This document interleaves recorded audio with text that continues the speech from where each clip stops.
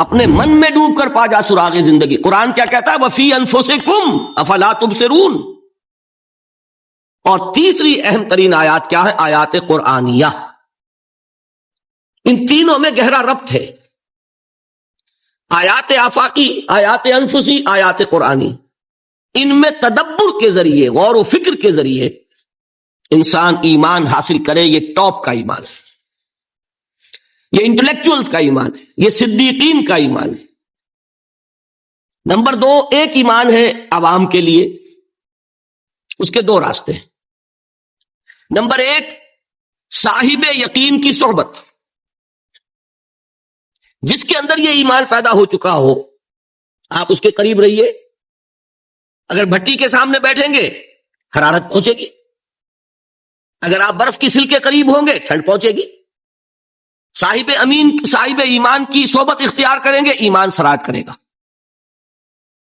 یہ ہے عوام کے لیے صحبت. کونوا مع الصادقین، ان کی صحبت اختیار. تیسرا ذریعہ ہے جو ہمارے لیے خاص طور پر جو مسلمان پیدا ہوئے. اب ایک بچہ ہے 7 سال کا، آپ نے نماز پڑھنے کی عادت ڈال دی، پڑھ رہا ہے، اگرچہ غیر شعوری عمر سے شروع کر دیا. اس روزہ رکھتا ہے، 9 برس کا ہو گیا، روزہ رکھنا شروع کیا. یہ اعمال جو ہیں ان سے بھی ایک یقین پیدا ہوتا ہے. جیسے یقین سے عمل پیدا ہوتا ہے، ایسے ہی عمل سے بھی یقین پیدا ہوتا ہے. جب مداومت کرتے رہیں گے اس پر تو اس سے بھی ایک یقین کی کیفیت انسان میں پیدا ہو جاتی ہے. سورہ حجرات میں جو بحث آئی ہے اس کے آخر میں یہی ہے کہ اے نبی، یہ بدو جو دعوے دار ہیں ایمان کے، یہ آپ پر احسان دھر رہے ہیں. یمنون علیک ان اسلموا قل لا تمنوا علی اسلامکم بل اللہ یمن علیکم ان ہداکم للایمان ان کنتم صادقین. یہ آپ پر احسان دھر رہے ہیں کہ ایمان لے آیا. نبی ان سے کہیے مجھ پر اپنے ایمان کا کوئی احسان نہ دھرو، اپنے اسلام کا، بلکہ اللہ تم پر احسان دھرتا ہے کہ اس نے تمہیں ایمان کے راستے پر ڈال دیا ہے. جب اسلام پر آ گئے ہو تو عمل کرتے رہو گے. ان تطیعوا اللہ ورسولہ، اگر عمل کرتے رہو گے تو اس عمل کے ذریعے سے بھی تمہارے اندر ایمان پیدا ہو جائے. تو یہ 3 راستے ذہن میں رکھیے. جو عوام ہے، غور و فکر، سوچ بچار، اس کی صلاحیت نہیں یا مواقع نہیں، ان کے لیے یہ 2 راستے ہیں، یقین بذریعہ عمل اور یقین بذریعہ صحبت. یہاں سے اٹھا رہے ہیں لوگوں کو، بار بار یہیں آ جاتے ہیں. آپ یادو یہاں پر لیکن ان کو دقت ہوتی ہے. یہاں پہ کوئی صاحب پہلے سے روک دیا کرے نا، جو بعد میں گڑبڑ ہوتی ہے. کہیں بڑھے ہیں. تو ایک ایمان ہے انٹلیکچوئلز کا، صدیقین کا، جن کو قرآن کہتا ہے اولو الالباب الذین یعقلون. ان فی خلق السماوات والارض واختلاف اللیل والنہار لآیات لأولی الالباب. ہوش مندوں کے لیے، عقل مندوں کے لیے، غور و فکر کرنے والوں کے لیے، اصحاب دانش و بینش کے لیے ہماری کائنات میں ہماری نشانیاں ہیں. غور کرو اور ہمیں پہچانو، خود اپنے اندر جھانکو اور ہمیں پہچانو. اور ہماری آیات جو ہیں ہمارے کلام کی، اس کی آیات جو ہیں ان میں وہ ایمان رچا بسا ہوا ہے. ان پر غور کرو، غوطہ زنی کرو. قرآن میں ہو غوطہ زن ہے مرد مسلمان. یہ ہے ٹاپ کا ایمان، یہ ہے اصل وہ ایمان کہ جو مطلوب ہے. اب باقی حضرات جو ہیں ان کے قریب رہیں گے، ایمان حاصل کر لیں گے، اور جو اعمال اللہ نے بتائے ہیں ان پر عمل کرتے رہیں گے، ایمان حاصل. اب دوسری بات کی طرف آئیے. نفاق سے کیسے بچا جائے، اس کے لیے بھی 3 عمل ہیں. پہلی چیز، اور 2 چیزیں تو وہ ہیں کہ جو سورہ منافقون ہی کے دوسرے رکوع میں بیان ہوئی. پریونشن کیسے ہوگی، بچو گے کیسے؟ دوام ذکر، اللہ کو یاد رکھو. یا ایھا الذین آمنوا لا تلہکم اموالکم ولا اولادکم عن ذکر اللہ ومن یفعل ذلک فاولئک هم الخاسرون. السلام علیکم ناظرین، ڈاکٹر اسرار احمد کا مزید بیان سننے کے لیے ہمارے یوٹیوب چینل کو سبسکرائب کریں، لائک کریں، بیل آئیکن پریس کریں. شکریہ. دل کو غفلت میں مت آنے دو. دل غافل ہوگا شیطان کا ڈیرا بن جائے گا. وہ دوام ذکر میں، البتہ یہ ذہن میں رکھیے کہ دوام ذکر کا ذریعہ کیا ہے، اس میں مغالتے ہیں لوگوں کو. جو سب سے بڑا ذکر ہے اس کو بھولے ہوئے ہیں، اور جو تیسرے چوتھے نمبر کا ذکر ہے اس کو سمجھ بیٹھے ہیں کہ بس یہی ذکر ہے. سب سے بڑا ذکر، مجسم ذکر قرآن ہے. الذکر انا نحن نزلنا الذکر وانا له لحافظون. وہ الذکر کون سا ہے؟ قرآن. اسی کو فرمایا، میں نے وہ آیت سنائی تھی کہ لوگ تنزیہ کہتے تھے، یا ایھا الذی نزل علیہ الذکر انک لمجنون، حضور سے مخاطب ہو کر کہتے ہیں فلاں جس کے اوپر کے اس کے خیال کے مطابق ذکر نازل ہوا ہے، ہم تو تمہیں پاگل سمجھتے ہیں۔ وہاں بھی لفظ کیا ہے؟ الذکر۔ تو معلوم کیا ہوا؟ انا انزلنا الیک الذکر لتبین للناس ما نزل الیہم، یہ الذکر ہے۔ تو اس سے بڑا ذکر کوئی نہیں۔ تلاوت قرآن، تدبر قرآن، غور و فکر قرآن کا، قرآن کو یاد کرنا۔ اس پر میرا کتاب چاہے مسلمانوں پر قرآن مجید کے حقوق، اب تو یہاں شاید کوئی کتاب موجود نہیں رہی ہے، اور اگر آپ کو ضرورت ہوتی ہے پاکستان سے منگا لیتے ہیں ہر شے، پڑھیے انشاءاللہ آ جائے گی چیزیں۔ نمبر 2 ذکر کیا ہے؟ اقیم الصلاۃ لذکری، نماز کو قائم کرو میری یاد کے لیے۔ یہ ذریعہ ذکر میں وہ تو ہے ہی مجسم ذکر، اور یہ ذریعہ ذکر میں سب سے اہم ہے۔ یہ عملی ذکر بھی ہو رہا ہے اور قولی بھی ہو رہا ہے۔ سورہ فاتحہ پڑھی آپ نے، قرآن شریف کی کچھ آیات پڑھی، پھر رکوع کیا۔ یہ رکوع جو ہے یہ آپ کا عملی ذکر ہے کہ آپ نے اپنے وجود سے اللہ کی عظمت کو تسلیم کیا۔ پھر آپ سجدے میں گرے، یہ آپ کا عملی ذکر ہے کہ اپنے وجود سے آپ نے اللہ کی عظمت کو اور تسلیم کیا۔ تیسری چیز ہے مسنون دعائیں اور مسنون اذکار جو حضور سے ثابت۔ ہمارے ہاں کیا ہو گیا؟ مجھے فلاں بزرگ نے یہ چیز بتائی ہے، وہ تو پڑھتے چلے جا رہے ہیں، نہ قرآن سے دلچسپی، نہ اذکار مسنونہ سے دلچسپی، ادعیہ معصورہ۔ آپ غور کریں گے کہ زندگی کے ہر عمل کے لیے حضور کی دعا موجود ہے۔ صبح اٹھے دعا ہے، آنکھ کھلتے ہی بیت الخلاء میں داخل ہونے لگے دعا ہے، نکلے دعا ہے، وضو کرنے بیٹھے دعا ہے، فارغ ہوئے دعا ہے، مسجد کے لیے گھر سے نکلے دعا ہے، مسجد میں داخل ہوئے دعا ہے، مسجد میں تو ہے ہی ذکر، نماز ہے، تلاوت ہے، باہر نکلے دعا ہے، گھر میں داخل ہونے لگے پھر دعا ہے، سواری پر سوار ہو رہے ہیں دعا ہے، اتر رہے ہیں دعا ہے، شیشہ دیکھ رہے ہیں دعا ہے، کپڑے پہن رہے ہیں دعا۔ زندگی کا کوئی عمل نہیں یہاں تک کہ جو تعلق زن و شو ہے، جس کو کہ خالص حیوانی بات سمجھا جائے گا، اس کے لیے بھی دعا ہے۔ غفلت میں وہ کام بھی نہیں کرتا، سمجھ رہے ہیں آپ؟ اب آپ غور کیجئے، اس میں کوئی اضافی وقت نہیں لگا، کوئی اضافی پوسچر اختیار نہیں کیا، آپ نے یوں بیٹھو، اس طرح بیٹھو، یوں کرو، کوئی آپ کا وقت اضافی نہیں لگا۔ جو کام کر رہے ہیں اور آپ اللہ کو یاد کر رہے ہیں، اور وہ اللہ کی یاد اس کام کی مناسبت سے ہے۔ ان ادعیہ معصورہ سے 2 تعلق جڑ گئے انسان کے۔ دعا کس سے کر رہے ہیں؟ اللہ سے، جڑا کہ نہیں؟ اور یہ الفاظ کس کے ہیں؟ محمد رسول اللہ کے۔ تو آپ کے 2 تعلق جڑ گئے۔ آپ اپنی جی سے گھڑ کر دعا مانگیں گے تو پہلا تعلق تو ہو جائے گا، دوسرا نہیں ہوگا۔ بہتر سے بہتر دعا مانگ لیں آپ، لیکن حضور سے جو معصور اور مسنون الفاظ جب آپ زبان سے نکالتے ہیں تو آپ کا تعلق اللہ سے بھی ہوا بذریعہ دعا، اور وہ الفاظ چونکہ حضور کے ہیں صلی اللہ علیہ وسلم تو حضور کے ساتھ ہوا۔ یہ تیسرا درجہ ہے۔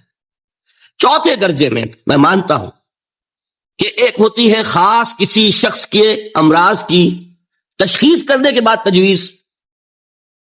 کوئی اگر طبیب ہے، ماہر طبیب روحانی، وہ آپ کو دیکھے گا تو اندازہ لگائے گا کہ آپ میں کیا کمی ہے، اس کے مطابق آپ کو ذکر بتائے گا۔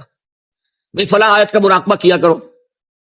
کسی میں بزدلی ہوتی ہے، کسی میں مال کی محبت زیادہ ہوتی ہے، کسی میں توکل کی کمی ہے، کسی میں شہرت کی خواہش ہے، نمایاں ہونے کا جذبہ ہے، کسی میں تکبر ہے۔ سب کا ایک سا برس تو نہیں ہوتا نا۔ تو یہ در حقیقت اندھے کی لاٹھی سے نہیں چلنے والی بات، یہ تو ماہر کا کام ہے کہ وہ تجویز کرے کہ تمہارے لیے خاص طور پر ذکر یہ ہے۔ در حقیقت ہمارے جو یہ سلسلے تھے سلوک کے، بڑے ماہر ہوتے تھے، یہ لوگ بڑے ماہر اطباء تھے۔ یہ جو علم نفسیات ہے اس کے ہمارے صوفیاء سے بڑھ کر کبھی کوئی عالم گزرا ہی نہیں دنیا میں۔ فرائیڈ کیا ہے اور ایڈلر کیا ہے اور یونگ کیا ہے، بچے ہیں۔ ہمارے صوفیاء کرام نے جس طرح انسان کی نفسیات کو سمجھا اور وہ ان کی مناسبت سے تجویز کرتے تھے، لیکن اس کو رکھا جائے گا چوتھے نمبر پر۔ جیسے مولانا احمد علی صاحب فرمایا کرتے تھے، بھائی اس آیت کا مراقبہ کیا کرو۔ مراقبہ کیا مانی؟ اب ان الفاظ کو بھی ہم نے خام خواہ کچھ خاص ایک شکل دے دی۔ مراقبہ کیا؟ توجہ کرنا، دھیان کرنا، خاص اس آیت کے اوپر، اس کے معانی پر اپنے ذہن کو جمانا۔ تو کیوں ہے؟ تاکہ آپ کے اندر جو کمی ہے اس کی تلافی اس سے ہو۔ لیکن یہ کہاں آئے گا؟ چوتھے نمبر پر. سمجھ گئے؟ تو نفاق سے بچنے کا ذریعہ پریونشن کیا ہے نفاق سے؟ دوام ذکر. نہ تمہیں تمہاری اولاد، نہ تمہارے اموال، نہ تمہاری تجارت، نہ کاروبار اللہ کے ذکر سے غافل نہ کر سکے. پنجابی میں کہتے ہیں کہ ہتھ کارول اور دل یارول. کام کر رہے ہیں آپ، لیکن یہ کہ دل اللہ کے ساتھ لگا ہوا ہے، زبان تر ہے اللہ کی یاد سے. جو قرآن یاد ہے، گاڑی میں آپ بیٹھے جا رہے ہیں، 2 گھنٹے آپ کو کار میں لگانے ہیں، قرآن شریف پڑھتے جائیے، اس سے بڑا ذکر ہی کوئی نہیں. یہ ہے پریونشن. اب اگر مرض ہو جائے تو کیا؟ اس کے لیے 2 چیزیں ضروری ہیں. ایک دیکھیے عجیب ہے، یہ نفاق کا علاج انفاق سے. صرف ایک الف لگا نا، انفاق کے معنی اور ہے. یہ بنا ہے کس سے؟ نفقت الدراہم، پیسے ختم ہو گئے، مک گئے. یا نفق الفرس، گھوڑا مر گیا. تو مال کو کھپانا، لگانا اللہ کی راہ میں. اگر دل میں نفاق کی کوئی آلائش آئی ہے تو اس کا ازالہ ہوگا انفاق فی سبیل اللہ سے. مال اللہ کی راہ میں دیجئے، صدقہ کیجئے، خیرات کیجئے، دیجئے، اللہ کے دین میں لگائیے. جتنے لگائیں گے نفاق دھل جائے. اس لیے کہ اصل سبب نفاق کا ہے ہی حب دنیا، دنیا کی محبت. لہذا اس کا ازالہ ہوگا جو سب سے محبوب شے ہے، مال. انہ لحب الخیر لشدید. مال محبوب ترین ہے کہ نہیں؟ لہذا اس کو اللہ کی راہ میں لگائیں گے تو وہ نفاق دھل جائے گا. اور ایک اور چیز ہے جو بہت اہم ہے، بہت ہی شعوری طور پر اس کا اہتمام کیجئے. جس وقت دین کے کسی فرض کی انسان کو سمجھ آ جائے، اس کا شعور پیدا ہو جائے، پھر ڈیلے نہ ہو. ذرا سا ڈیلے جو ہے اس پر عمل کرنے میں، یہ در حقیقت نفاق کو جڑ پکڑنے کا موقع دینا ہے. Immediate action. ایک بات سمجھ میں آ گئی، فوراً عمل کر. اس میں شیطان کیا کرتا ہے؟ ذرا ٹھہر جاؤ، ابھی دیکھو یہ فرض ہے، یہ ذمہ داریاں ہیں، یہ کرنا ہے، وہ پھر لگا دینا اپنے آپ کو. بہت سے لوگ کہتے ہیں بس یہ ریٹائرمنٹ کے بعد تو سارا میں دین کے لیے وقف کر دوں گا. اول تو خدا کے بندے تمہارے اندر رہ کیا جائے گا ریٹائرمنٹ کے بعد؟ سارا تو کھپ چکو گے، رہ کیا جائے گا؟ دوسرے یہ کہ یہ بھی جان لیجئے کہ کار دنیا کسے تمام نہ کر. ریٹائرمنٹ کے بعد کون فارغ ہو جاتا ہے؟ بیٹوں بیٹیوں سے فارغ ہوئے تو پوتے پوتیاں موجود ہیں، نواسے نواسیاں موجود ہیں. کبھی بھی وہ بوجھ ختم نہیں ہوتا زندگی کا. وہ تو یہ کہ آج بات سمجھ میں آئی ہے تو آج عمل ہونا چاہیے. قرآن مجید میں سورہ انعام میں بڑی شدید وعید آئی ہے. الفاظ ہیں یہ، وَنُقَلِّبُ أَفْئِدَتَهُمْ وَأَبْصَارَهُمْ كَمَا لَمْ يُؤْمِنُوا بِهِ أَوَّلَ مَرَّةٍ. انسان پر ایک حقیقت کا انکشاف ہوا کہ یہ بات حق ہے، فوراً تسلیم کرے. کسی مصلحت کی وجہ سے، کسی بزدلی کی وجہ سے، کسی لالچ کی وجہ سے، کسی اپنی سیادت یا قیادت کی وجہ سے کیسے مان لوں؟ لوگ کہیں گے کہ یہ نیچے ہو گیا، وہ اونچا ہو گیا جس کی بات مانی. کسی وجہ سے رک گئے تو اللہ تعالیٰ اندر سے وہ جو استعداد ہے حق کو پہچاننے کی وہ سلب کر لیتا. وَنُقَلِّبُ أَفْئِدَتَهُمْ وَأَبْصَارَهُمْ. ہم الٹ دیں گے ان کے دلوں کو بھی اور ان کی آنکھوں کو بھی. کیوں؟ كَمَا لَمْ يُؤْمِنُوا بِهِ أَوَّلَ مَرَّةٍ.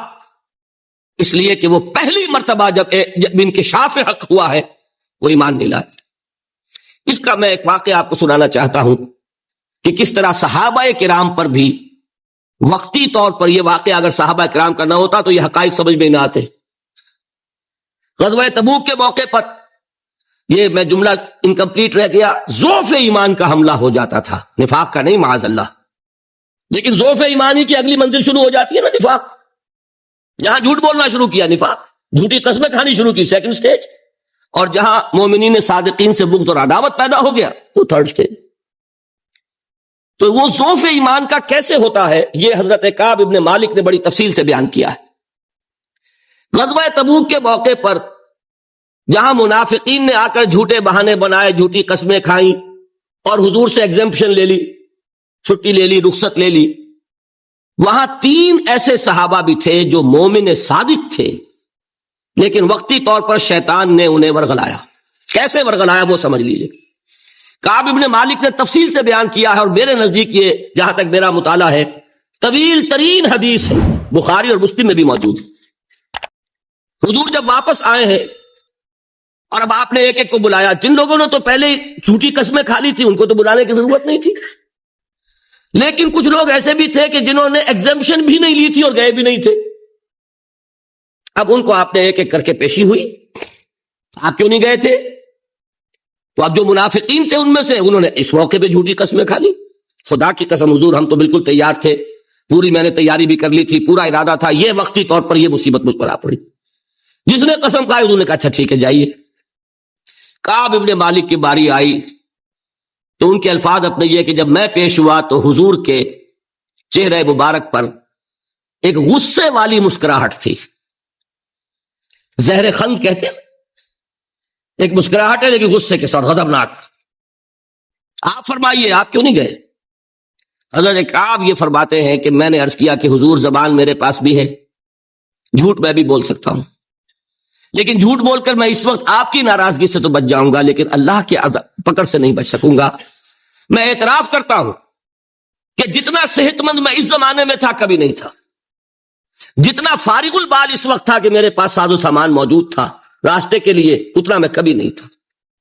لیکن ہوا کیا؟ ہوا یہ کہ مجھے میرے نفس نے، شیطان نے پٹی پڑھائی۔ وہ پٹی کیا پڑھائی؟ کہ حضور تو 30,000 کے لشکر کے ساتھ چلیں گے تو لشکر تو سلولی موو کرے گا نا، تمہارے پاس بڑی تکڑی، بڑی توانا صحت مند اونٹنی ہے، تم ذرا 2 دن بعد چلنا تیزی کے ساتھ اور حضور سے مل جانا، بس یہ تاخیر کارواں۔ تو انہیں خیال آیا کہ ابھی 2 دن گھر کی ٹھنڈی چھاؤں ہے، میں یہاں پہ جو آرام ہے وہ کر لوں۔ مجھے جگر کا شعر یاد آیا ہے کہ تپتی راہیں مجھ کو پکاریں، دامن پکڑے چھاؤں گھنیری۔ ایک طرف فرض کی پکار ہے، اس میں تو ظاہر بات ہے کہ وہ تپتی راہیں ہیں، لا تنفروا فی الحر سنا چکا ہوں آیت۔ یہاں گھر میں، نخلستان میں، کھجوروں کی چھاؤں میں، اہل و عیال میں یہ ٹھنڈی چھاؤں جو ہے یہ پکڑ رہی ہے، بھائی 2 دن ٹھہر کے چلے جانا، ٹھیک ہے، کوئی نیت میں خرابی نہیں نا۔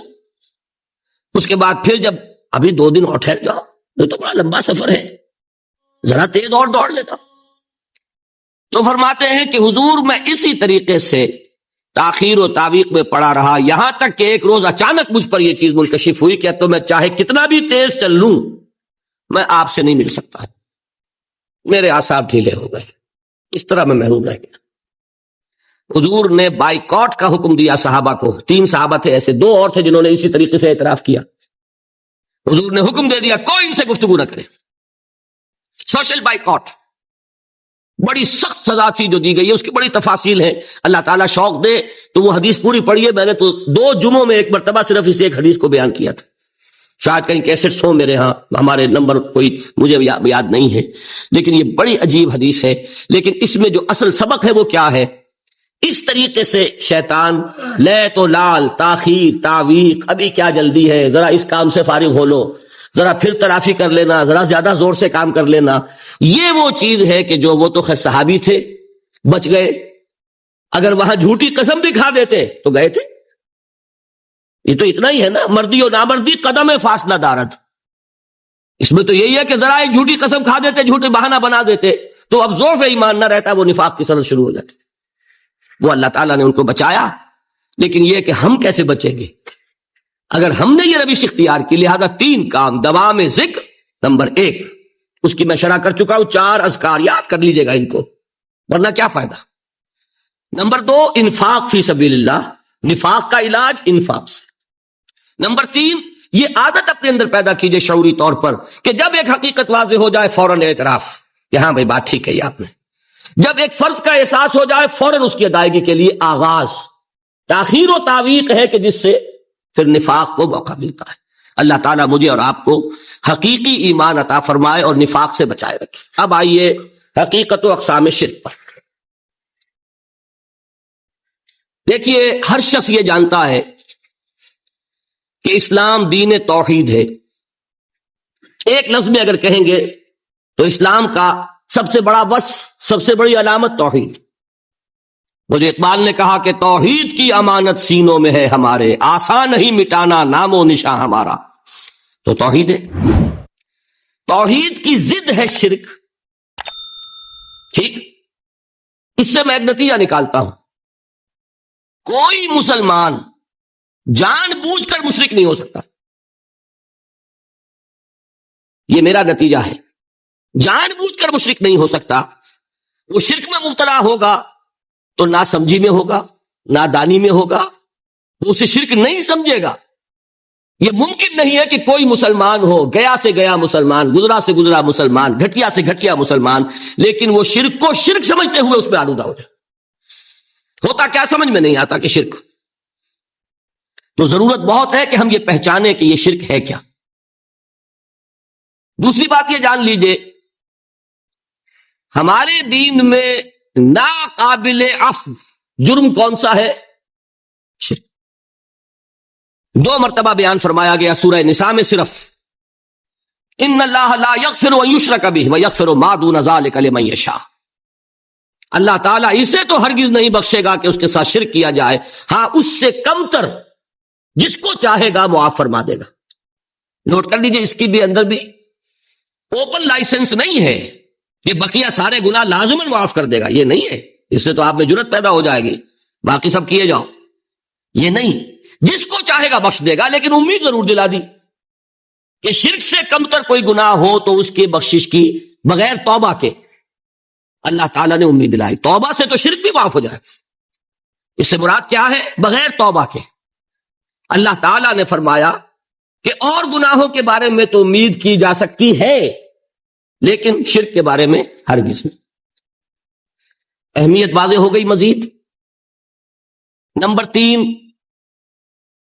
اس شرک کی ہماگیریت کا عالم یہ ہے کہ سورہ یوسف کی آیہ مبارکہ ہے, وَمَا يُؤْمِنُ أَكْثَرُهُمْ بِاللَّهِ إِلَّا وَهُمْ مُشْرِكُونَ. انسانوں کی اکثریت کا حال یہ ہے کہ وہ اللہ پر ایمان نہیں رکھتے مگر کسی نہ کسی قسم کے شرک کے ساتھ. یہ یونیورسلٹی ہے اس کی کہ اللہ کو بھی مان رہے ہیں لیکن کسی نوع کا شرک جو ہے وہ بھی لگا رکھا. وَمَا يُؤْمِنُ أَكْثَرُهُمْ بِاللَّهِ. انسانوں کی اکثریت کا حال یہ ہے کہ وہ ایمان نہیں رکھتے اللہ پر, الا وہم مشرکون, مگر یہ کہ کوئی نہ کوئی شرک بھی کرتے ہیں. چوتھی بات یہ سمجھیے کہ شرک ہر دور میں بھیس بدل کر آتا ہے. یہ ضروری نہیں ہے کہ شرک کی جو قسمیں آج سے 200 برس پہلے تھیں صرف وہی آج بھی رہے. ہو سکتا ہے کہ بالکل نئی شکلیں اس شرک نے اختیار کر لی. اس سے کیا نتیجہ نکلا کہ اگر اجتہادی بصیرت نہیں ہوگی تو ہو سکتا ہے کہ ایک شخص جو ہمارے سابق علماء نے لکھ دیا کہ یہ چیز شرک, یہ چیز شرک, یہ چیز شرک, یہ چیز شرک, آج سے 500 برس پہلے کا انسان بڑے سے بڑا عالم دین اپنے زمانے کے شرک کو پہچان کر تو لکھ سکتا ہے. اس سے تو آپ بچ رہے ہیں. امام ابن تیمیہ نے اس کو شرک قرار دیا, اس کو شرک قرار دیا, اس کو شرک قرار دیا. کوئی شخص ہے جو اس سے تو بچ گیا. امام صاحب کی دی ہوئی بصیرت سے اس نے ان جو اقسام ہے شرک کی ان کو پہچان لیا, لیکن یہ عین ممکن ہے کہ آج کے شرک کو وہ نہ پہچان رہا ہو. اپنی جگہ وہ سمجھ رہا ہو اپنے آپ کو بہت بڑا موحد, جبکہ اس دور کا جو شرک ہے اس میں ملوث ہو. اس کو میں نے کہا ہے کہ اس شرک کے بارے میں بڑی اجتہادی بصیرت کی ضرورت ہے. فارسی کا ایک شعر ہے, بڑا پیارا شعر ہے, بہر رنگے کے خواہی جامہ می پوش, من انداز قدت رامی شناسب. اپنے محبوب سے کہہ رہا ہے شاعر کہ تم جس طرح کا چاہو لبادہ اوڑھ لو, میں تمہیں تمہارے قد سے پہچان لوں گا. کتنا ہی چھپا لو اپنے آپ کو, کیسے ہی لباس بدل لو. بہر رنگے کے خواہی جامہ می پوش, من انداز قدت رامی شناسب. میں تمہارے قد سے تمہیں پہچان. یہ اگر بصیرت نہ ہو کہ شرک کو اس کے قد سے پہچان سکیں آپ, اس کے لیے ضرورت ہے اصولوں کی. دیکھیے جس طرح الجبرا کے اصول ہوتے ہیں, فارمولا ہے, فارمولا ہاتھ میں آ گیا, مسئلے حل کرتے چلے جا رہے ہیں, آپ اپلائی کرنے کی دیر ہے فارمولے کی. اگر آپ نے صرف گنتی کر کے کسی زمانے کے شرک وہ تو سمجھ لیے, لیکن وہ بصیرت باطنی حاصل نہیں ہوئی, اجتہادی بصیرت, وہ اصول ہاتھ میں نہیں آئے کہ جس سے آپ پہچان سکیں, تو ہو سکتا ہے کہ اس دور کے شرک کو آپ نہ پہچان سکیں، اس کے لیے ضرورت ہے کہ اصل اصول ہاتھ میں آ جائیں تاکہ اصولوں کو اپلائی کریں۔ ایک بات مجھ سے اور سن لیجئے، میرا اپنا یہ تاثر ہے، ہمارے دین میں خیر، بھلائی، نیکی، چاہے وہ نظریے کی ہو، علم کی ہو، عقیدے کی ہو، عمل کی ہو، اخلاق کی ہو، وہ سب کیا ہے؟ وہ توحید ہی کے شجرہ طیبہ کی شاخیں ہیں۔ اور شر، برائی، گمراہی، خیالات کی ہو، نظریات کی ہو، علم کی ہو، عقیدے کی ہو، عمل کی ہو، اخلاق کی ہو، سب کے ڈانڈے شرک کے شجرہ خبیثہ سے ملتے ہیں۔ اس شجرہ خبیثہ کے برگوبار ہے جو بھی برائی ہے، عمل کی یا علم کی، اور اس شجرہ طیبہ کے برگوبار ہے جو بھی خوبی ہے، عمل کی یا عقیدے کی۔ یہ میرا تاثر ہے، اور جب تک اس انداز میں وہ آپ کو اندرونی رشتے ظاہر نہیں ہوں گے، آپ پر منکشف نہیں ہوں گے، وہ اجتہادی بصیرت جو ہے پیدا نہیں ہو سکے گی۔ اب آئیے ایک اور بات، دیکھیے شرک میں اور الحاد میں کیا فرق ہے، یہ بھی ہم نہیں سمجھتے۔ الحاد، مادہ پرستی، وہ کیا ہے؟ ایتھیزم، کسی بھی خدا کا انکار۔ ہمارے آج کے دور کی سب سے بڑی گمراہی یہ ہے۔ شرک کیا ہے؟ خداؤں کو ماننا۔ یہ کیا ہے؟ تھیزم ہے، لیکن پولی تھیزم ہے۔ توحید کیا ہے؟ مونو تھیزم ہے، ایک خدا کا ماننا۔ لیکن شرک کے اندر ایک اور حقیقت کو پہچان لیجئے، شرک میں ہمیشہ ٹاپ پر ایک خدا کو مانتے ہیں، باقی سارے خدا نیچے ہوتے ہیں، اوپر جا کر وہ توحید ہوگی ہمیشہ۔ کوئی مشرکانہ نظام ایسا نہیں ہے جو ٹاپ پر جا کر توحید نہ بن جائے۔ دیکھیے ہندو دیویاں، دیوتا بے شمار، لیکن مہادیو وہ بھی کیا؟ دو ہیں۔ مہادیو وہ تو ایک ہے۔ انگریزی میں گاڈز، گاڈیسز، لیکن وہ چھوٹے جی سے لکھے جائیں گے، چھوٹے جی سے لکھے جانے والے gods and goddesses. Roman mythology ہو، گریک مائتھولوجی ہو، ان دیویوں دیوتاؤں کے نام ہی آپ نہیں یاد کر سکتے، لیکن گاڈ بڑے جی سے وہ ایک ہے کہ نہیں؟ ٹاپ پر جو ہے وہ ایک ہے، اس کو وہ بھی مانتے ہیں کہ اومنی پوٹنٹ، اومنیشنٹ، اومنی پریزنٹ، علی کل شیء قدیر، بکل شیء علیم، ہر جگہ موجود، وہ تو ایک ہی ہے۔ وہ تو کیپٹل جی سے لکھا جائے گا، باقی اس کے نیچے فوج ہے دیویوں کی، دیوتاؤں کی، خداؤں کی اور خدانیوں کی، وہ گاڈز اینڈ گاڈیسز ہیں۔ عرب میں کیا تھا؟ میں نے پہلے آپ کو وہ دو مثالیں دے دی ہیں، تیسری اور ایران کی لے لیجئے۔ خیر کا خدا اور شر کا خدا اور، ایک یزداں، ایک اہرمن، ٹھیک، سنویت ہو گئی نا، دو خداؤں کو مانا، لیکن وہی ہے جو خدائے خدائے گاں، خداؤں کا خدا، اس کو ایک ہی مانتے ہیں۔ یہی معاملہ عرب میں تھا، اللہ وہ ایک ہی تھا ان کے ہاں۔ قرآن میں آتا ہے ان سے پوچھئے وَلَئِن سَأَلْتَهُم مَّنْ خَلَقَ السَّمَاوَاتِ وَالْأَرْضَ لَيَقُولُنَّ اللَّهُ، جب ان سے کہا جاتا ہے کہ کس نے پیدا کیا آسمان اور زمین کو، یہ فوراً کہیں گے اللہ نے۔ فَأَنَّىٰ يُؤْفَكُونَ، تو یہ ماننے کے بعد کدھر جا رہے ہیں؟ وہ کیا کہتے تھے کہ وہ بڑا اللہ تو ایک ہی ہے، لیکن چھوٹے آلہہ ہیں۔ آلہہ اور اللہ میں وہی فرق ہے جو کیپٹل جی کا گاڈ اور چھوٹے جی سے گاڈز اینڈ گاڈیسز، وہی فرق ہے کہ جو مہادیو اور دیویوں اور دیوتاؤں میں ہے، وہی وہاں تھا اللہ، وہ ایک اور سپریم، سب سے بالا تر، اس سے اوپر کوئی نہیں، تخلیق میں اس کا کوئی ساجی نہیں۔ لیکن اس نے کچھ آلہہ ہیں جنہیں کچھ اختیارات تقسیم کیے ہوئے، کچھ اس کے لاڈلی ہستیاں ہیں جو سفارش کر سکتی ہیں۔ بس یہ شرک تھا مشرکین مکہ کا۔ بات سمجھ رہے ہیں؟ اس کا جائزہ لیں گے تو آپ کو، اور جو آج شرک کی اقسام میں بیان کروں گا اس کو ہاتھ میں لیں گے تو کسی موحد کا تلاش کرنا مشکل ہو جائے گا۔ ڈھونڈ اب ان کو چراغ رخ زیبا لے کر، آج جن کا نام مسلمان ہے ان کی اکثریت کسی نہ کسی نوع کے شرک میں مبتلا ہے.